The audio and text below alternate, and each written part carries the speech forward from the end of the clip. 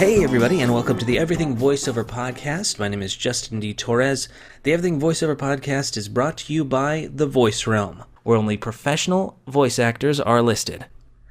Hey everybody, here we are in May, and I remember talking when I went to the Voices.com conference, and I taught there that I taught an hour-long seminar on the Audition Toolbox and tips and tricks that you can use to put in your audition toolbox that you can use for all the auditions that you're doing, whether it be pay to play or going into studio, and that just a toolbox of 10 tips and tricks that would help. And I remember telling on that podcast that I would eventually get it done, so this is going to be it. This is going to be basically what I taught at the Voices.com Level Up Conference, and hopefully you guys can get some help out of that.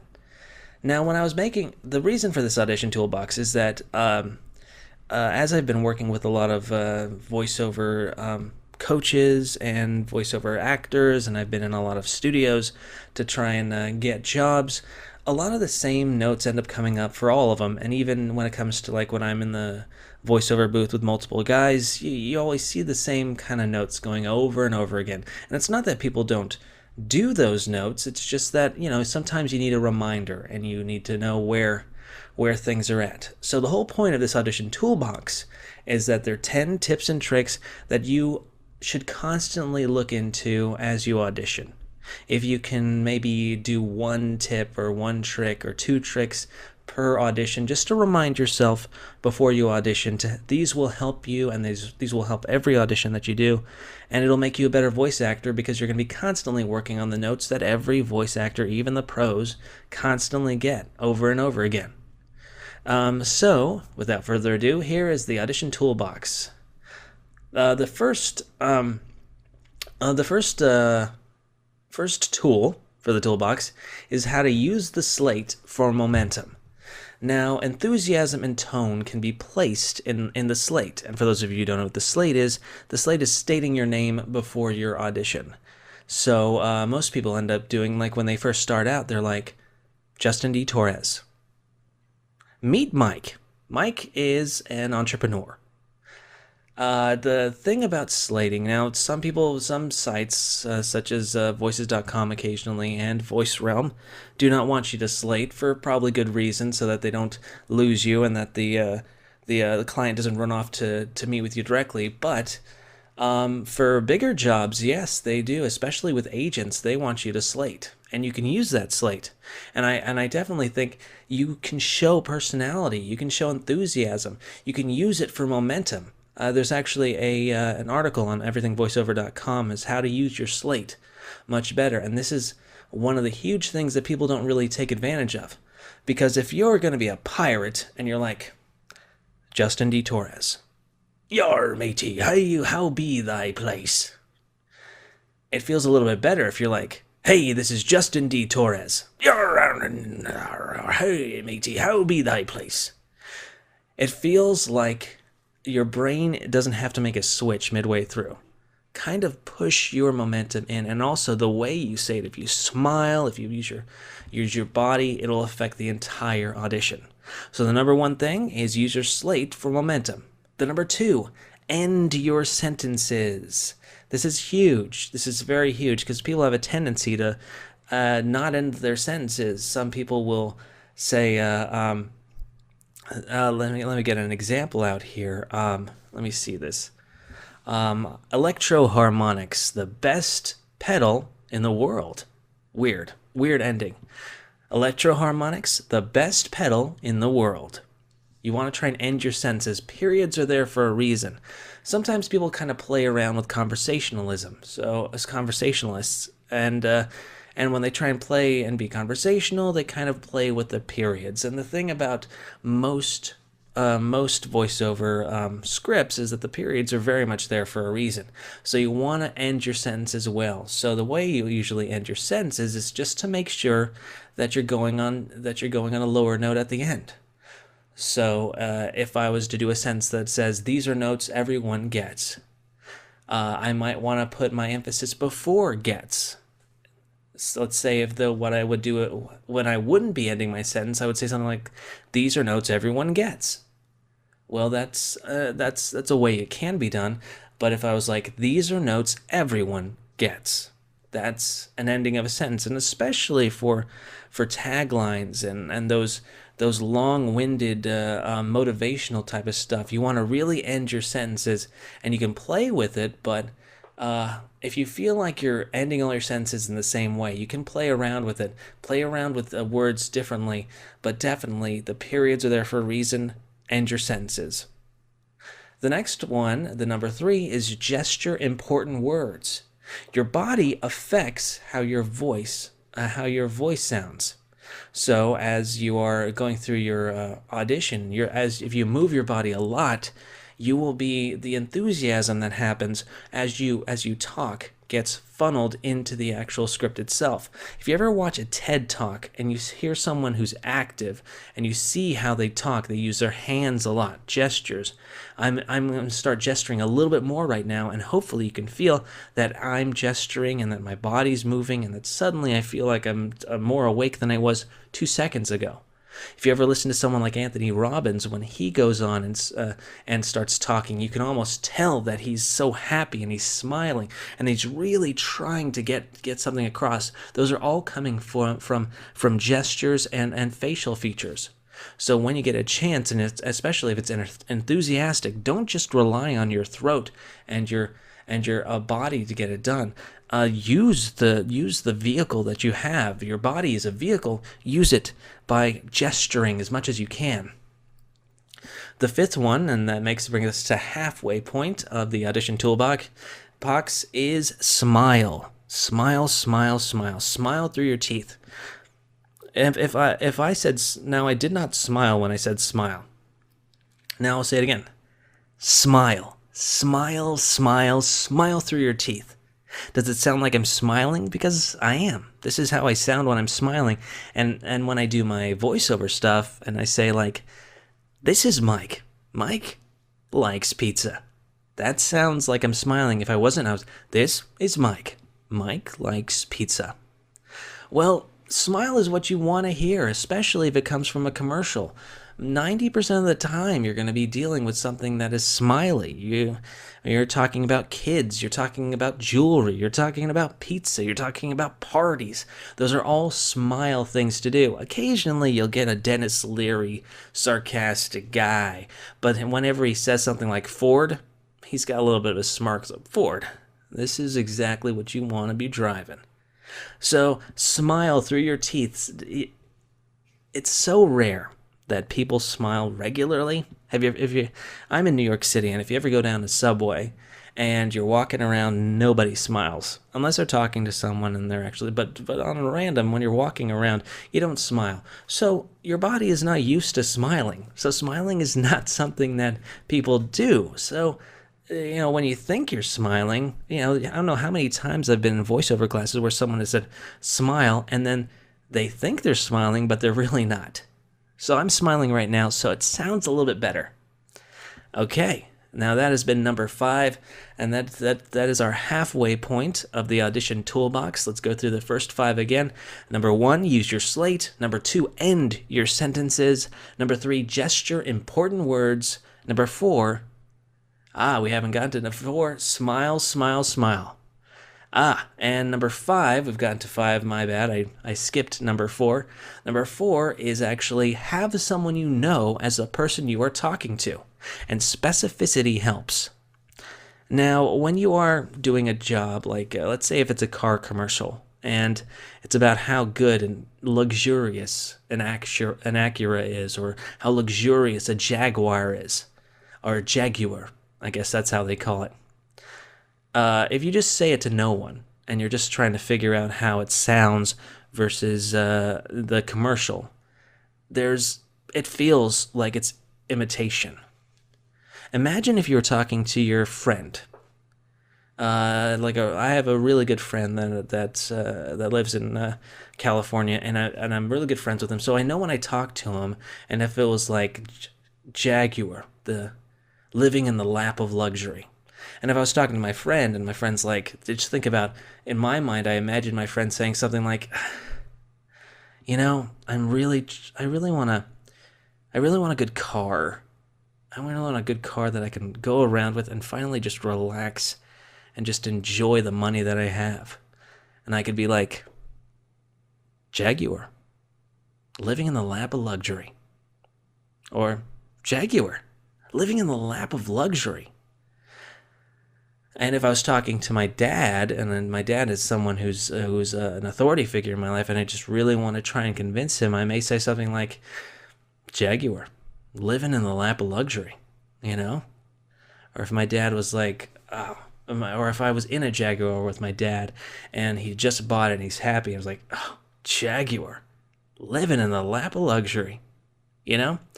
And I hope that's how it's pronounced, Jaguar. I mean, I think maybe it's done from the a Brit standpoint. But anyway, you want to be specific, and people you know in your life, you can picture. You want to have someone you know, whether it be your boyfriend or girlfriend, or whether it be a person you love or a child, especially if it's talking to a child. The way you tell a story to a 10-year-old child is very different than the way you tell a story with your friends when you're out hanging out at a bar somewhere. Very different, and that's because of the audience, and it has a huge effect on how you talk. So if you can actually picture a human being that you know, it will have so much more specificity than any other person's stuff. All right, now we've hit our 5. Let's go through the 5 one more time. Use your slate, end your sentences, gesture important words, have someone you know as the person you're talking to, and smile, smile, smile. All right, we've hit the halfway point, so now's the time for me to say the Everything Voiceover podcast is brought to you by The Voice Realm, where only professional voice actors are listed. And if you want to know more about The Voice Realm, feel free to check out our YouTube video, a review of it. It'll give you a little bit more information about what exactly The Voice Realm is. I'm a huge fan of it. I love that. My top 2 sites to work with are voices.com and The Voice Realm, and it's not because they're sponsoring the podcast. It's because they're really good, and they're actually very similar in a lot of good ways. A lot of pros that I like a lot. Anyway, let's go back to the Audition Toolbox. Now, these are tools that you will learn, and then you will remind yourself that it's a learning process. You're going to be constantly doing these over and over again. You will never perfect them. You just have to remind yourself, because these are 10 things that will help, and they are tools. And maybe one day you're like, you know what? I'm going to do all my auditions with this using my slate better, or I'm going to smile with every audition regardless. And check and see if you get more jobs, because these tools will help and they will work, and you will be a better performer because of it. All right, let's go off to number 6. Number 6, settle into the sound of your own voice. You are a unique sound. The way I sound right now is how I speak. So the closer I am, who I am is very specific. There's no one who sounds like me. There's people who have similar tone. They have people who have similar raspiness. There's people who there's people who have differing energy, but no one has lived the life that I have lived, and no one has lived the life that you have lived. So you are unique, and that especially comes through with certain products. Like, especially if you like a product, or if you love a video game, you're just going to do it a little bit differently. So own who you are. Don't try and be someone that you're not. The thing about listening to other commercials and trying to imitate it, you're never going to be as good as the imitation. So if you could listen and see where that voiceover person kind of had it, where they took it, and see if you can settle into your version of it, I think you'll have a better shot of getting the job than if you try and rehash that guy's stuff. Okay, so settle into your own voice. You've got a great voice. Use it, because if you're doing a good impersonation of someone else the whole time, eventually it won't feel like a human. All right, number 7, improvise. In between sounds or exclamations that can bring color to the script.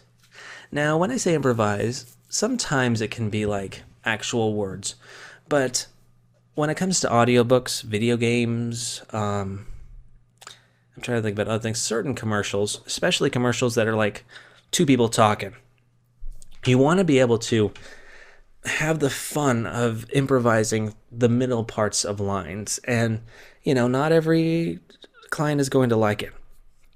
But there's something about, especially character work, when it comes to video games or when it comes to audiobooks. If you really know a character really well, you can improvise as that character, and when the character's thinking. And like if I was thinking about what am I going to do next, adding something like, what am I going to do next? What am I going to do next? What am I going to do next? All those little in-betweens really make a huge difference. And if you watch someone like Mark Hamill do like an amazing Joker, he did the Joker for the animated series, his in-between moments are the ones that rule everything. So when he's like, oh, Batman, he's like, Batman, you are an interesting person. That's what you are. He's using the in-betweens. He may have just a line there, but he sees that not as the melody, but he sees it almost as like the rhythm. And then the melody is what he can play with in between the lines. It doesn't work all the time. And when it comes to character, it definitely works more. And when it comes to audiobooks, certain characters can have all this stuff. And leeway, it's not that you have to improvise all the time. But when you do have a chance to have a little fun between the lines, by all means, have a sigh, have like a thoughtful moment. Like even if it's an emotional moment where you're going to tell the woman that you love that you're going to marry her and you're just reminiscing about it, you could have little moments like, God, she was beautiful. I remember the day I asked her to marry me. And it's like, you can pause, you can hum, you can think, you can breathe. Sometimes those breaths in between the lines are improvisations that have meaning. All right, that took a little while because I'm a huge improviser and I love to improv, but this is very different. Number 8, use a clicker to keep track of where you messed up, especially if you're editing it. A clicker is something that I have that makes a huge little clicking noise. Let me see if I can find it. 1 second. All right.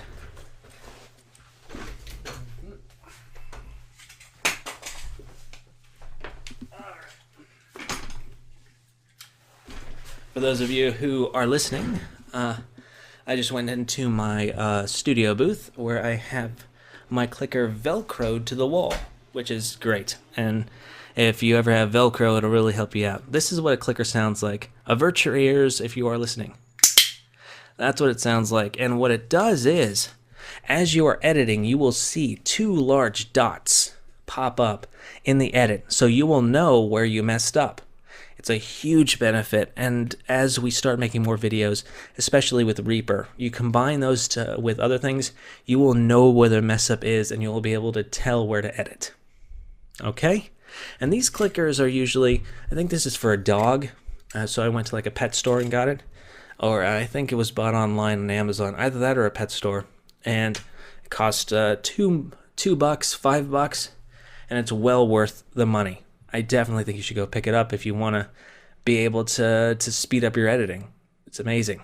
Number 9, commit to something but be flexible enough to change.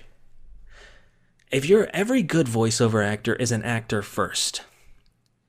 And as you start working with clients and as you start working with directors and as you start having Skype calls in, you're going to have to be lenient in a lot of ways.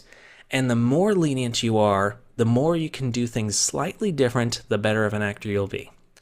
There's a thing called a 3 in a row. And most voiceover directors will ask for this, especially with lines that are brand names or importance or taglines. They'll be like, give me a 3 in a row. And when they say 3 in a row, they're not saying I want 3 of the exact same thing. But they also don't want 3 that are entirely different. They don't want a pirate, a regular guy, and a low-voiced James Earl Jones. They want 3 versions of the line with only slight differentiation through you. And it can be daunting because you're like, well, how am I going to say it differently? but there are ways to say things differently, and a good actor can play around with the lines and be okay with it.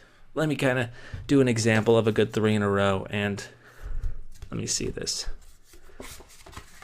All right, so the line is, "The best part of my job is getting to leave treats for great kids like you." All right. Yeah, so I guess I'm an Easter bunny, so it's going to be happy. So here we go. 3 in a row, take 1. "The best part of my job is getting to leave treats for great kids like you." The best part of my job is getting to leave treats for great kids like you. The best part of my job is getting to leave treats for great kids like you. So if you notice, all 3 of those lines are slightly different. Same character, basically, but just like maybe having fun with specific words. Now, is that a perfect read? Absolutely not. But when it comes to 3 in a row, it's something to be... You commit to something and be flexible enough to change things around if you need to. And if I come in with that at Easter Bunny and they're like, we want like it's like, can you do it just a little bit lower and have it still be cute? I could do something, "The best part of my job is getting to leave treats for great kids like you." Same person, just a little bit different. It's just being able to commit to something but be flexible enough to change. Listen, your commitment and your acting and your skills are all awesome. But you got to be flexible because you haven't been directed yet. That's just you directing yourself. All right. Okay, and now here's the last one. The number 10 of the Audition Toolbox is...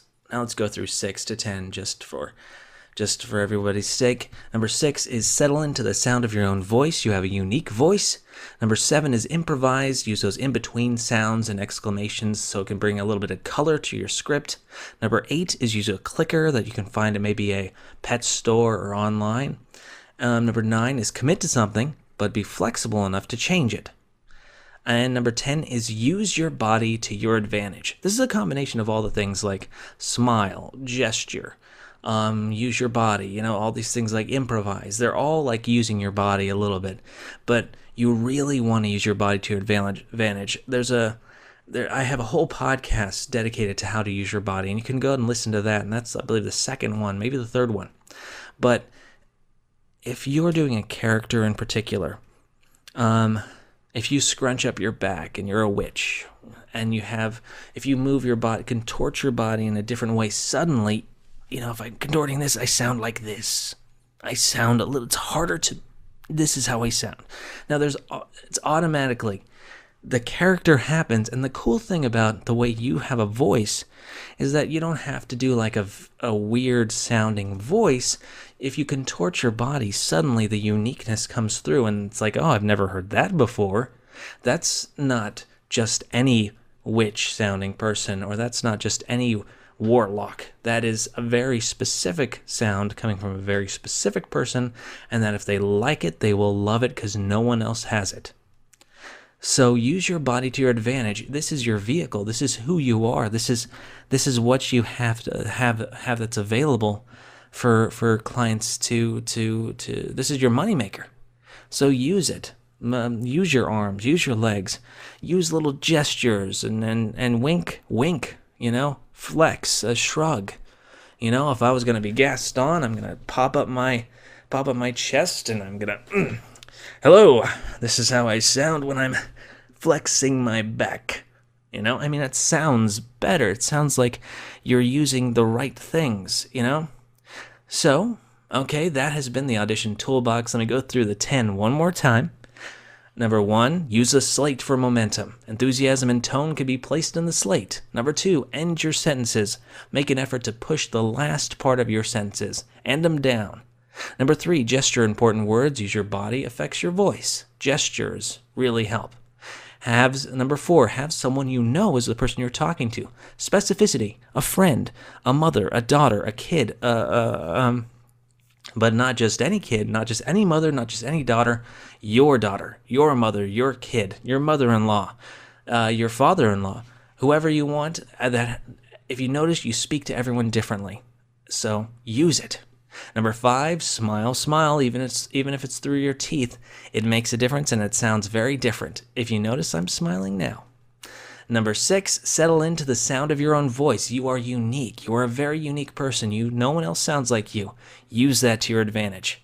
Number 7, improvise. Use the in-between sounds or exclamations that can bring color to the script. Look at Mark Hamill. See how much fun he has with just a single line when he does the Joker. Number 8, use a clicker to keep track of where you mess up. Go to Petco or go online and get a clicker for it. Number 9, commit to be flexible.